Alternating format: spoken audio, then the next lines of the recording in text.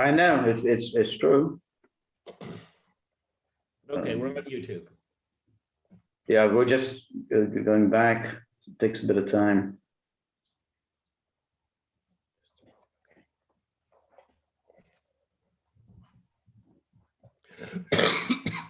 I know, it's true. All right, so, Okay, we're on YouTube. yep, well, yeah, we're just going back.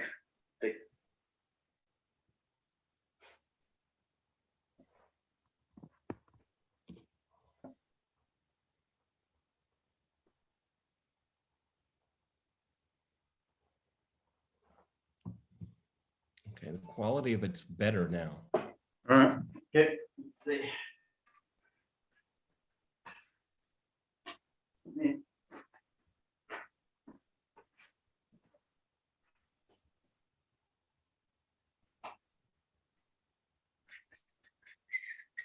All right, well, I'll proceed.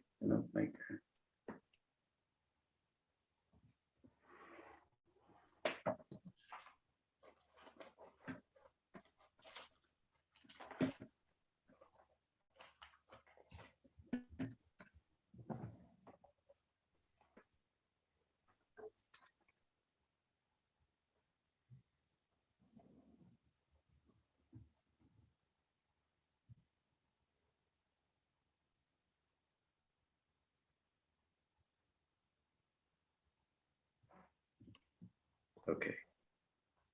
All right. Almost there now. Okay, well, the quality is much better.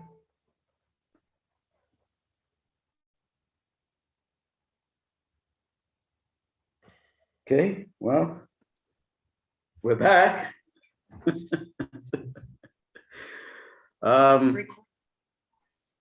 Yes, well, you know, it's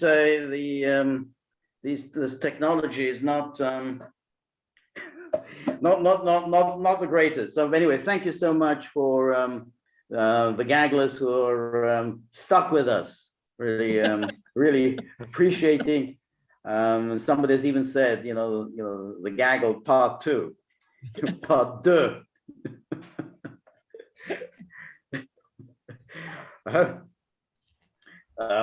So yeah, so again, thanks very much. But yeah, I mean, but going back to, I think what we're talking about is if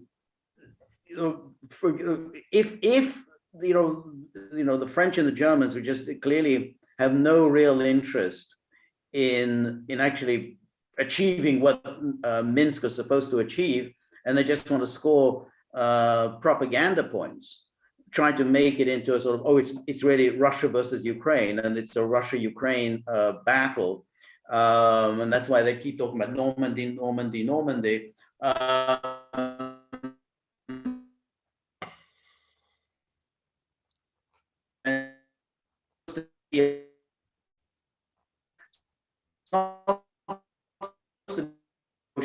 Which is what the French and the Germans are trying to push towards. Well, I mean, Yeah.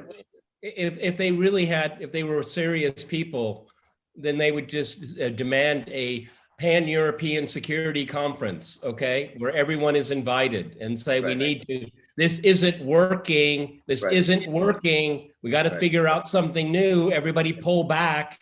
But there's no courage, there's no courage, there's no vision.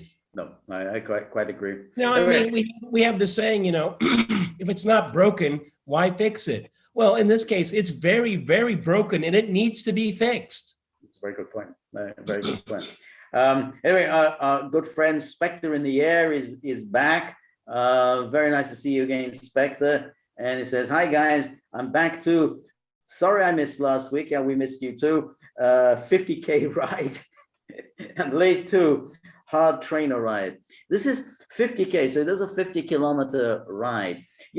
That's a serious ride. I mean, he's doing some serious riding, and of course,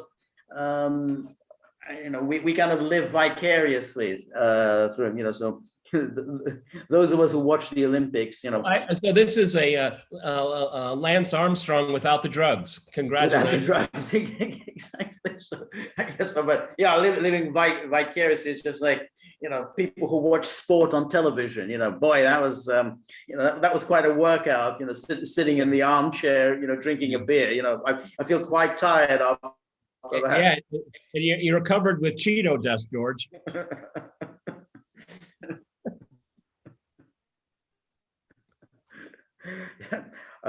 Yeah, no, but what we're saying is that these meetings, I mean, they go on and with these endless phone calls every call. You know, you have to then think about what's the goal here, other than to score propaganda points against Russia, to make it seem as though Russia is the villain, and here we, the West, we're going out of our way to negotiate with them, to talk to them, to you know, get something. You know, we're coming to the negotiating table. You know, look at that. There's still time to negotiate. There's still time for Russia to step back. There's still time to de-escalate. So, I mean, that's why they keep doing these talks.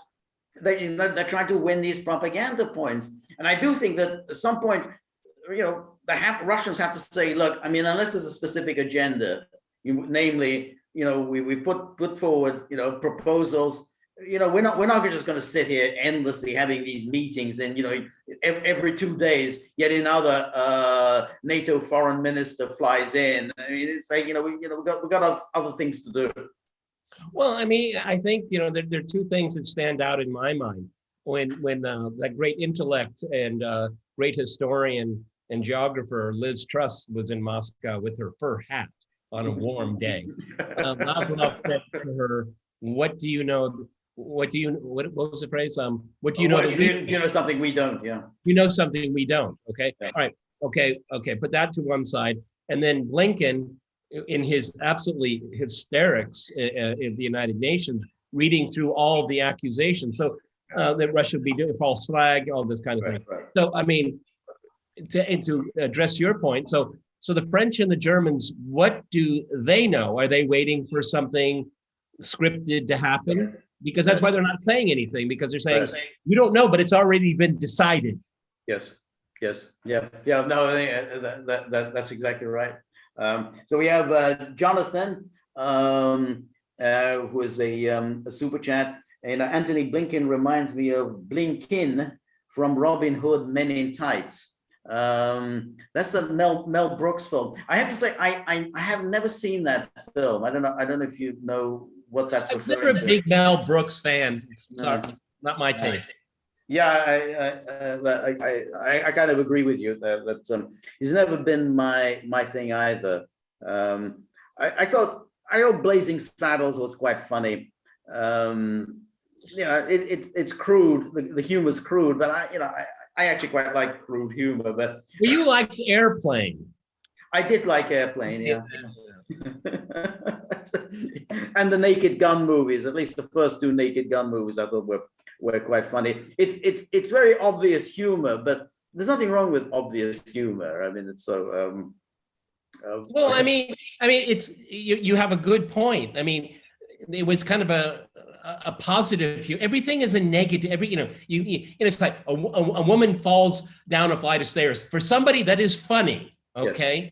Yes. And Blazing Saddles, I mean, yeah, it's silly, but it's a positive humor. It's at no one's expense. Yeah, okay? Exactly. So humor today always has to be at somebody's expense. Humor almost always is punching down. Okay. Yeah. That's why the state of our culture is so toxic. It's so uninteresting. Yeah, that's right. And Jonathan, I mean, last week for some reason I overlooked your super chat. Could you just remind me what it was? I promised that we would do it today, but I think I wrote it down what the super chat was, but that was a week ago, so I've kind of forgotten what it was. But if you could write down just here what it was you asked last week, and then we can talk about it. Anyway, we have another super chat from M62259. Sounds like something from Get Smart, Yes. M62259. I love Get Smart. I love it. Do you believe the idea that if Russia's economy is crippled enough to North Korea levels due to international sanctions, they'll be forced to use nukes as a means to preserve the state. I No. don't think, first of all, I don't think that they're going to get down to North Korea levels. I just don't think the West has the capacity to do that, particularly given China's now absolutely unconditional commitment to support Russia, in all circumstances. So then it's not. I don't think it's going to happen. I also don't think that they're going to use nukes. I mean, Russians are very, very, very conscious of their demographic problems, it's a big country, and they've always had a serious problem having enough people to occupy that big country. So they're very, very concerned about essentially declining population. So anything at all that could lead to further decline is something they stay very aware. Also, I think it was today, or it was yesterday, that today, Putin, accompanied by the Belarusian President Lukashenko, I mean, he approached the press, and import substitution was mentioned, and Putin himself said they've basically attained the goal of 90%. So yes. It's really interesting. I mean, there's some really lot of high-end stores in Moscow. I mean, if you got the money to burn, you can buy a $10,000 bag for your wife. I mean. I mean, but then again, everything the Russian population needs, they have. Okay, I mean, it's the difference between needs and wants. Okay, so I mean, maybe they'll cut off French handbags, but they're handbags. Okay, I mean, you're not going to be wanting for handbags. All right, and particularly in the most important area. Water, Russia is a hydropower. It is the world's hydropower. Canada is number 2. Food, Russia, well, if they don't want Russian food, Russia exports enormous amounts of cereals around the world. Russian agriculture is an unsung hero story of the new Russia. It's unbelievable what they've been able to do with agriculture here. So, I mean, all of the things you need, people will have. And I can remember I was at an international conference, and I was being lectured about how Russia needs technology from the West. And I was just like, huh?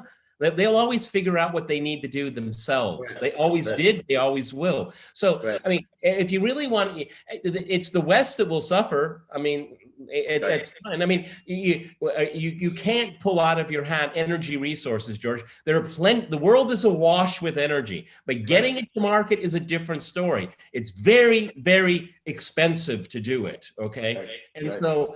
I mean, if these people are so short-sighted, they're myopic in the way they think they can change things. Right. Yeah. No, I think that's right. It's kind of interesting again that Boris Johnson returned to the theme of energy, and he said Putin's oil and gas. That's what he referred to it as, Putin's oil and gas. We have to wean ourselves away from Putin's oil and gas. And I know it's going to be hard. But there's no question, I think the British and the Americans are really going to be pushing Europe to stop using energy from Russia. It's going to take time, but I think that's clearly going to be the goal of the Anglo-Saxon, which is just stop any dependence on Russian energy. Well, China will buy up the excess. Done. Okay. Yeah. I mean, the energy agenda that Russia has, it's called Siberian power. I love that phrase, okay? Right, I mean, they built these pipelines, they were expensive. Nord Stream 2 obviously is the prize. I mean, it's the most modern, and it's a wonderful piece of technology, but that's a pipeline that might never be used. But the gas that it could go into, it will go into another pipeline, everybody. I mean, these people, you cut off this one pipeline, it's done, we're done, pull out, go out, have a parade. Nothing changes. Yeah, no, that's exactly right. But it's a kind of an interesting thing that, again, the Germans allow themselves to be pushed around in this way. That, we're going to wean ourselves from Putin's oil and gas. I know it's going to be tough for you, Germany, but it's got to be done. And and you think, it's Britain and this Germany. I mean, Germany, an economic powerhouse compared to Britain, and they're getting told by the British, how to have a run their economy. I just find it amazing that they do this, and the fact is they do it. And there's Olaf Scholz, instead of telling Boris Johnson, the way he can stick it where it don't shine, he starts picking a fight with the Russians. I mean, it's. One day, George, maybe if they get their way, George and I will be here, probably less hair, a little grayer, still full of vigor. I'll say, George, you remember those days when the Germans made really good cars? And you'll say, yeah, I remember. Everybody liked those cars. What happened to them? Right. They didn't have any energy to make them anymore. Right. Yeah. Okay. Yeah. You know what they're pushing? I hope everybody understands it. You know what Johnson and Biden are pushing? The Morgenthau plan for Germany after the Second World War. That's what they're doing. Finally, the Morgenthau plan is coming into being. Everybody, what that was a plan. It was a plan to completely de-industrialize Germany, because there was one of the beliefs that because of its industrialization, it was able to become such a predator state. It's an interesting argument, okay, but it doesn't address ideology, politics, geopolitics, all those kind of things. That's why it was kind of quietly taken off the table. But there was such a thing to do it. And if you want to cut Germany off in the center of Europe, the central powerhouse of Europe, you can't make these transitions quick. That's why people, when you're in the energy sector, it's the long haul. It's one of the long haul ones. Right. Yeah. No, I realized with the Morgenthau plan is that means you're going to have to look after the Germans. You're going to have the Germans are going to be, 60 million of them. It's going to be your problem. You're going to have to feed them. You're going to have to clothe them. You're going to have to house them. It's all going to come out of your pocket if the Germans don't have any industry of their own. And then they said, yeah, maybe it's not such a great idea. You would have thought the people in the administration would actually, had considered that idea. Hey, what the hell are we going to do? I mean, how are we going to basically support 60 million Germans if Germany doesn't have its own industry? It took a little bit of time for them to figure that hey, it's actually in our interest to let German industry thrive. But yeah, that was that was it. The Morgenthau plan. Yeah, and I guess it's something of the sort going on now, because you think Germany is the economic powerhouse of Europe. If it doesn't have any energy, it's not going to be the economic powerhouse of Europe, and everyone is going to suffer as a result, because it's Germany. Germany is at the center of Europe. I have no idea what goes on in the mind of Boris Johnson. Probably nothing very much. So he just says these things. It's cute, it's clever. People think that he's a great guy. I don't know. I mean, it just seems such utter nonsense. I think that's why he goes to all these highly liquor-driven parties. He gets these bumper stickers from people that are loaded. Right. Okay. Yeah. Next time shooting down a couple. Why don't you use this line next time you go to Kiev or something like that?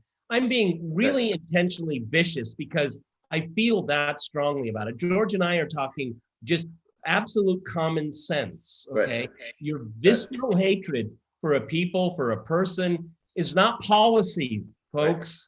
Right. That's right.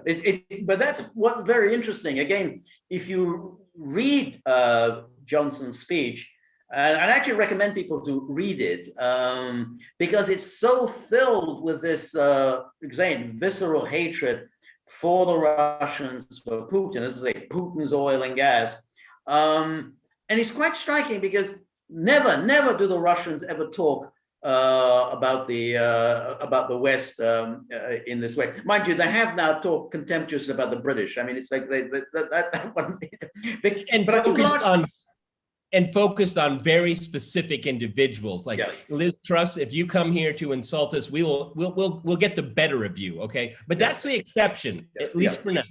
Yeah, I agree. But I think also the British have really been driving much of the anti-Russian agenda now for some years. I mean, because we're talking now about the Skripals, they're driving the Skripals thing. And of course, the Navalny thing that they've also been driving. So they really have the extraordinary animus. And so there was Johnson just ranting and raving in this way about the Russians and how terrible they are. And then he kind of comes to about 2/3 of the way through the speech. So we have to reassure Putin that NATO is a defensive alliance and has no aggressive intent whatsoever toward Russia. Not at all. We have to just basically tell Putin that no, nothing. We have all these forces in Poland and Ukraine and the Baltics and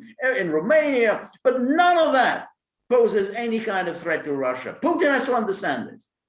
That's, you have to want, and then and Johnson again in that speech, he makes a reference to Ukraine has been a democracy now for a generation. It's had a generation of free elections. You think, hold it, didn't you overturn one of those democratic elections? That happened, within the past generation. I just don't think Johnson he just spouts off. There's nothing in his brain. I mean, it just he doesn't know what the hell he's saying. He's not even listening to anything that he's saying. Yeah, because he doesn't want to think about what's going on back home. Okay, yes. Because Liz Truss and all of his cabinet, they got the knives out for him. Okay, no wonder he gets liquored up and stays abroad. You have to wonder though, what happens? Imagine if Liz Truss becomes prime minister. And Kamala Harris. It'd be great for us, George. It'd be great for us. Kamala. I mean, again, that you have to sort of wonder, that's not impossible, because while we were laughing about Liz Truss and the Russians were laughing about how can somebody come in so ignorant, so ill-informed, so ill-prepared to meet us. The British thought, she did okay. She stood up to Lavrov. Nothing wrong with that. So she evidently was quite pleased with herself. She didn't think that she had done anything wrong. So it's kind of an interesting that we think that might just disqualify her from the leadership of the party. No.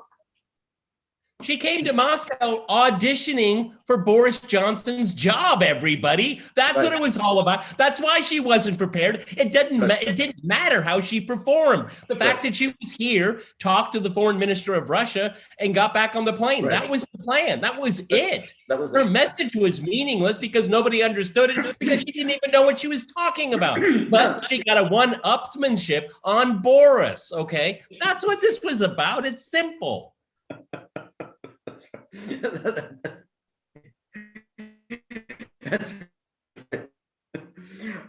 But our friend Spectre in the Air, going back to our previous conversation, says airplane is awesome, and he says hospital, what is it? That's a place for 6 people. I think that it was a kind of a joke that went on in that film where somebody I get to a hospital, what is it? It's a building with sick people. Oh, good. Okay. And there were a number of these. I can't remember all of the thing. Okay. What is it? Oh, that's since we've gone back to airplane. All right, everybody. I was a university student, and whoever put the picture out, I don't remember which studio put it out. And my university, I was at the University of California, Davis, and they put all across campus, be part of a, I don't know if they use the term focus group, but if you want to see a free film, okay? And so there was no title for the film. Even when we watched the film, there was no title. They just put it on. And so we all watched, it was like 500 people. We watch it. And then I don't know, the directors or whoever it was that made the film, they came out in front of us and said, what do you think? And I raised my hand. I said, I didn't think it was very funny. He said, then you didn't understand it. I saw it as a test. I saw it as I was one of the first people to see that film because it's a genre that was invented with that film. Yes. No, but the thing about comedy is that when you first see it, you might not think that it's that funny. I mean, it does kind of grow on you. You don't, you look at it and think, actually, now that I think about it, it is actually quite funny. So I've had that experience when, you see something, I don't think that's funny. And then you look at it again, and then you tend to appreciate it more. Those are just things that you'd missed and you didn't see. But yeah, well, I mean, all the more so, George, all the more so, since it was the beginning of a genre. It was the beginning of a genre, so you could get to compare to everybody else that tried to do it, and then you realize that Airplane, they got it right. Okay, they got it right. Good. Yeah. Yeah. So we've got some other super chat. So we have the Jonathan, the one that from last week was that he was asking about the similarities and differences between Soviet and US veterans. If you remember, Peter, you were talking about that, about Soviet veterans. Can you kind of briefly summarize any differences between Soviet and US veterans? Well, I mean, if we're looking at the veterans of the Great Patriotic War, the Second World War, I mean, I moved here about 22 years ago, so there were a lot more veterans then than there are now. I have to say that when I first moved here, they were treated in a pretty shabby way because of the economy. Russia's economy was in a tailspin. And it was a really kind of a vulgar economy. There was a small group of people that had a whole lot of money, and a lot of people were very poor. And it created a lot of social tension. But with the advent of this century, there was this reinvigoration of venerating the veterans. And I was part of a project at RT. What I wanted to do is I wanted to show veterans and their stories and all of that. And obviously, the older you get, I mean, you have to remember the veterans, the people of that generation and right after it, they rebuilt the Soviet Union. I mean, it was absolutely devastated. So much so that Stalin really didn't want the West to know how devastated the Soviet Union was.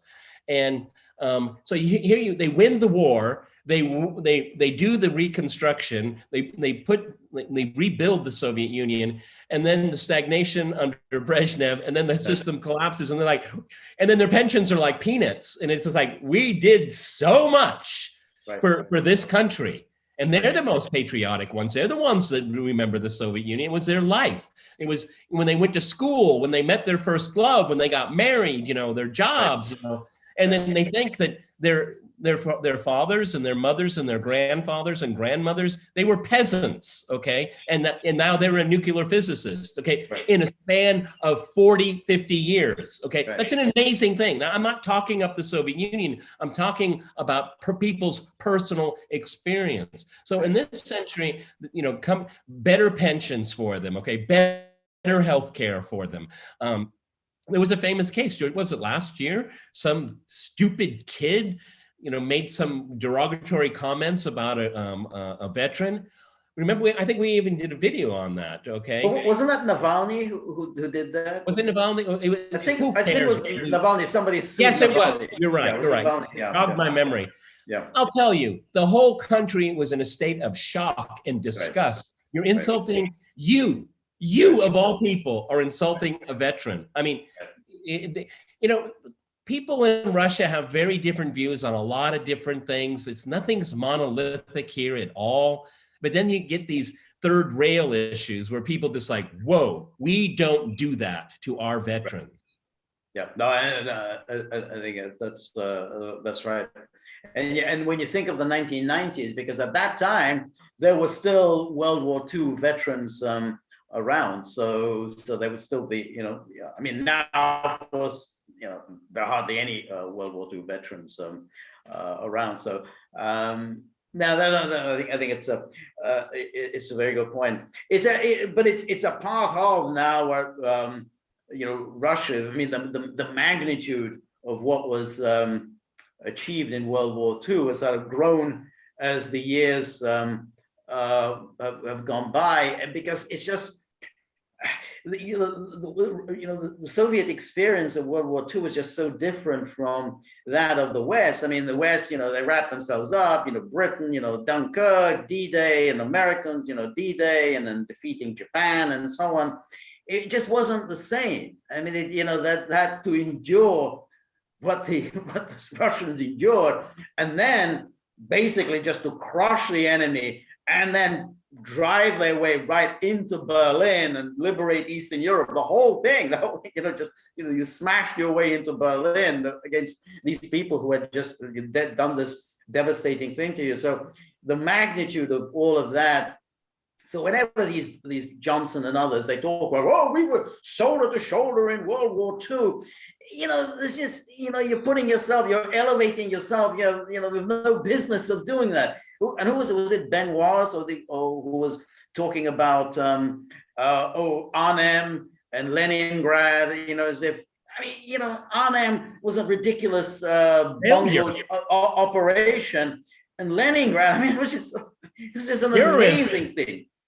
And the idea that you put the two in the same breath and you don't see how inappropriate it is to discuss it in the same way. And so I think that's, it's funny I think we talked about this last time.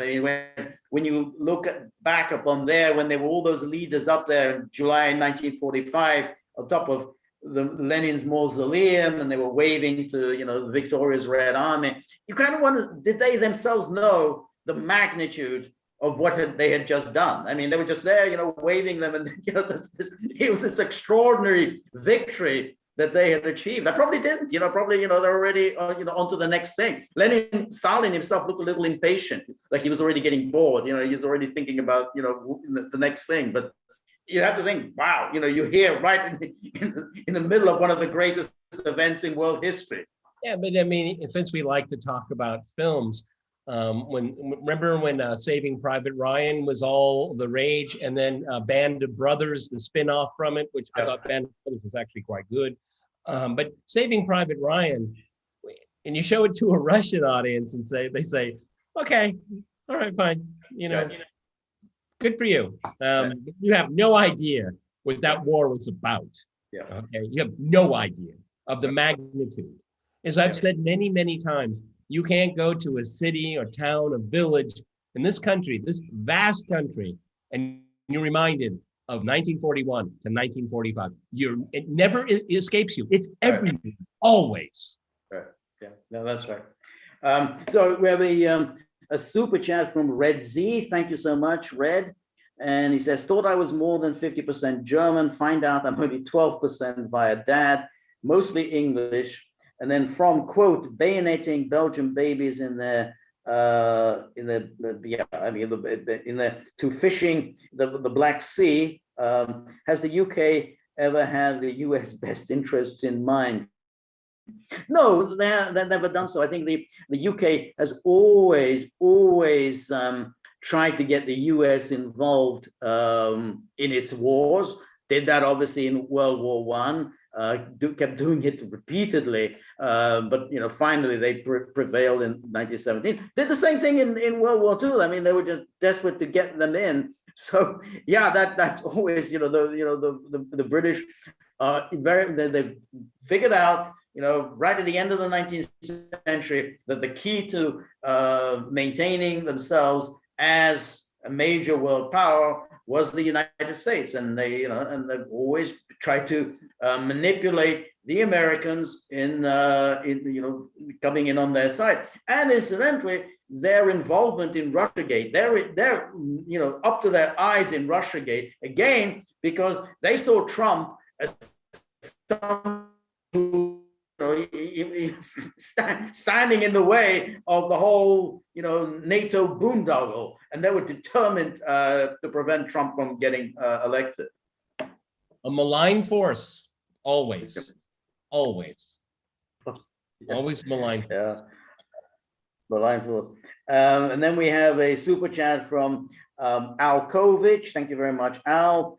If Russia does get it on paper, now Russia must move now, or Ukraine will eventually get in. I mean, I'm not sure I fully understand. I mean, I'm assuming you're talking about Ukraine, that they need some kind of written guarantees, because all this talk, that Olaf Scholz goes in for, saying that, well, why are you talking about Ukraine joining NATO? No one's put that on the agenda. That's not going to happen. Why are you talking about this?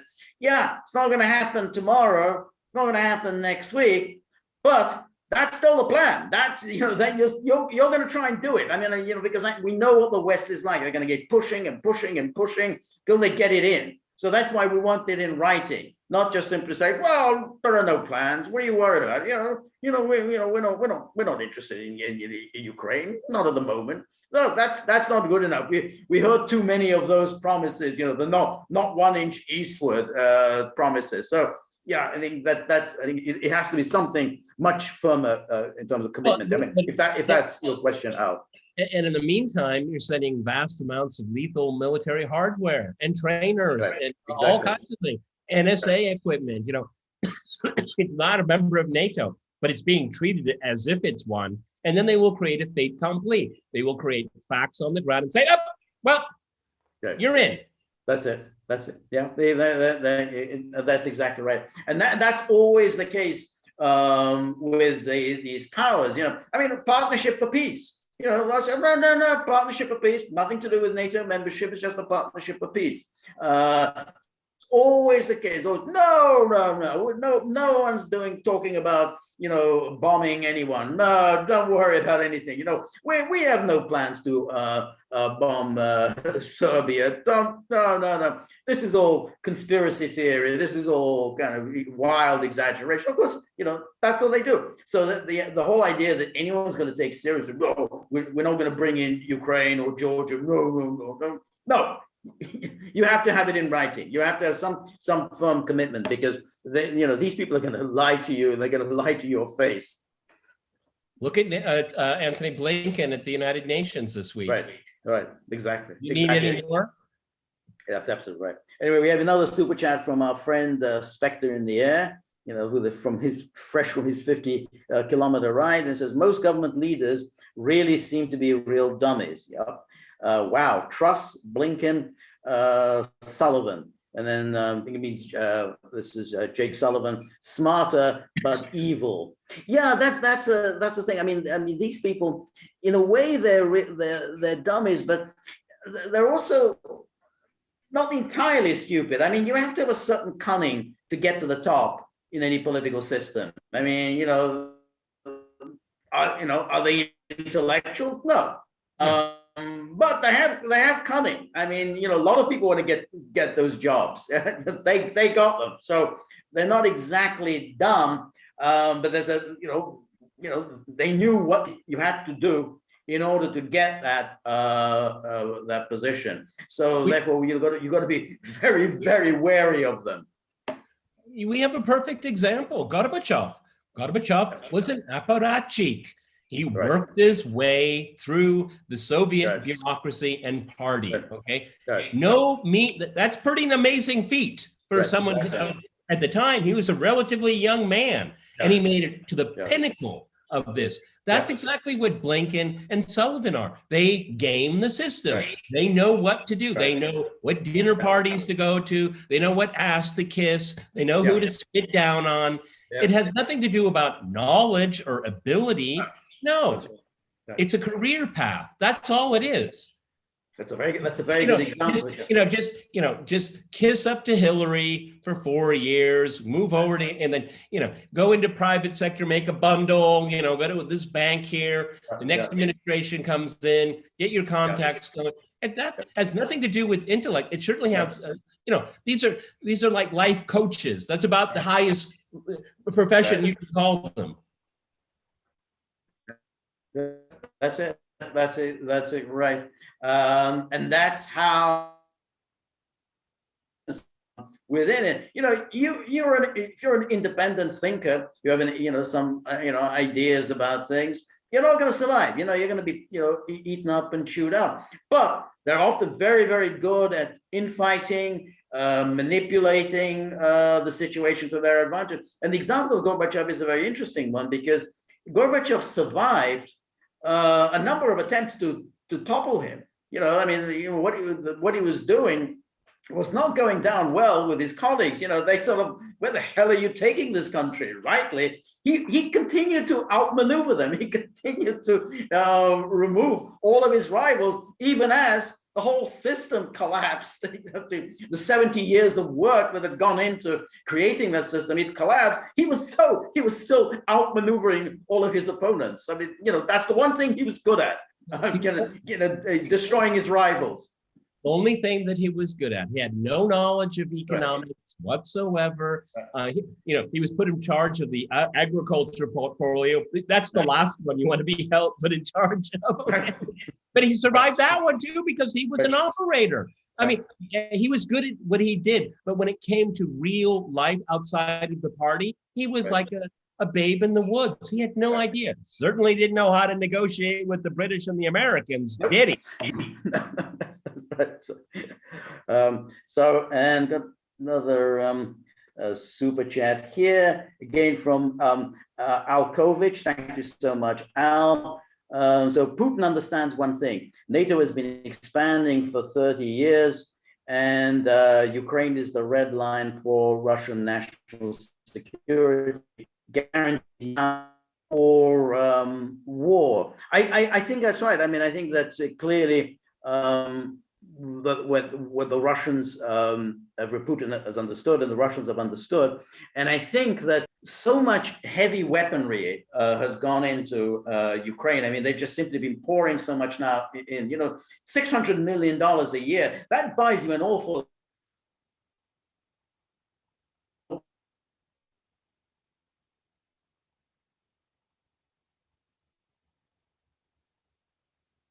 military.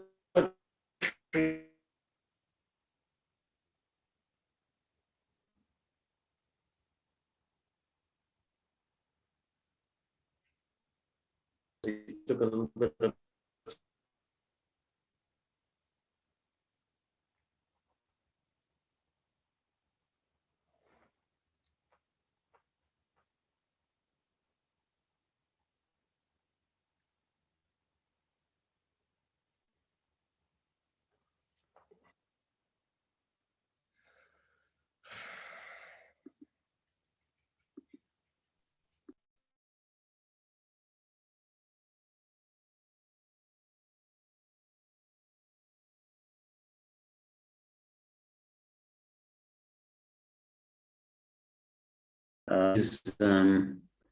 he's going to be back.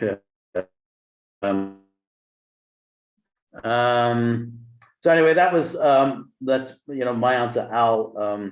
And there's another super chat, and again another one of Al. So yeah, okay, Peter's back. Good.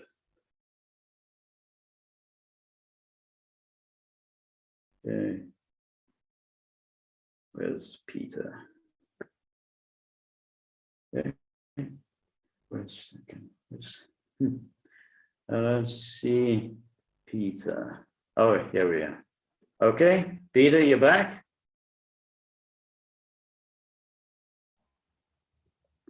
Can you hear me, Peter? Okay, I think we need to say goodbye to everyone. Okay, I think the Well, third time. we've got a couple of more super chats, so we've got to. Yeah. Anyway, so we got Alkovich, again another super chat, saying in 10 or 15 years, Russian losses would be 50% more to deal with the Ukraine issue than right now. Yeah, I think that's right.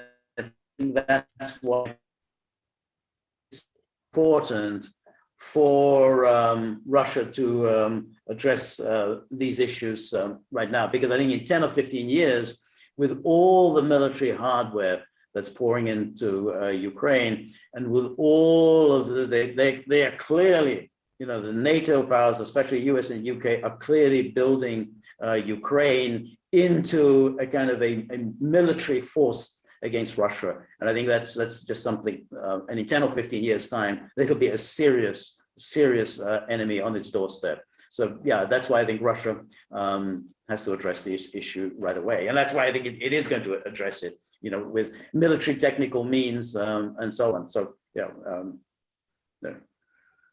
Okay, Peter, you have anything to add to that? Oh, no, perfect answer. Next question, I still have the line. And then we have our friend M62259 from the Get Smart thing. Again, thank you so much for the super chat. And then it asks, what economic damage do you expect to the Russian economy in the case of a Russia-Ukraine invasion in terms of reaction by NATO and the US? In other words, I mean, what damage would Russia suffer as a result of sanctions, and presumably getting cut off from all kinds of financing, you know, equity, City of London. What do you think? Yeah, that would be the worst, the cutoff from international capital. But Russia's involvement in international capital since 2008 has gone down dramatically. So, I mean, if they want to have a bond, there's plenty of money inside of Russia to have that paid for. So it'll be the initial shock because nobody really knows what's going to be cut off, and then there'll be this readjustment. So, yes, it would be painful in the beginning, the first few months or so. Yeah, it would be painful because it'll be uncertainty. And then that will be resolved. And the biggest loser will be Europe, not Russia. Russia will be on the mend. They have the Europeans thought about what they're going to do. They haven't. Right. Yeah.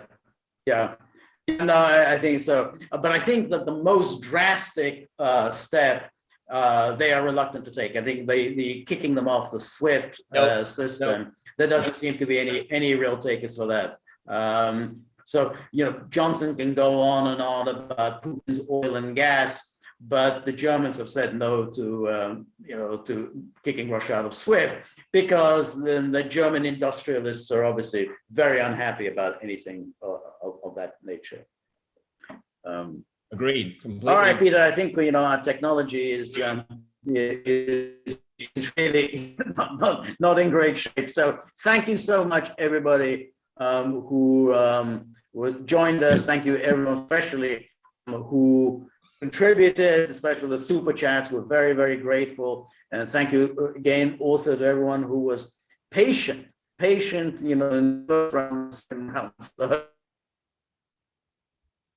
Will, as long as YouTube doesn't kick us out, and keep our fingers crossed that the technology will be a little bit superior. So thanks again, everybody.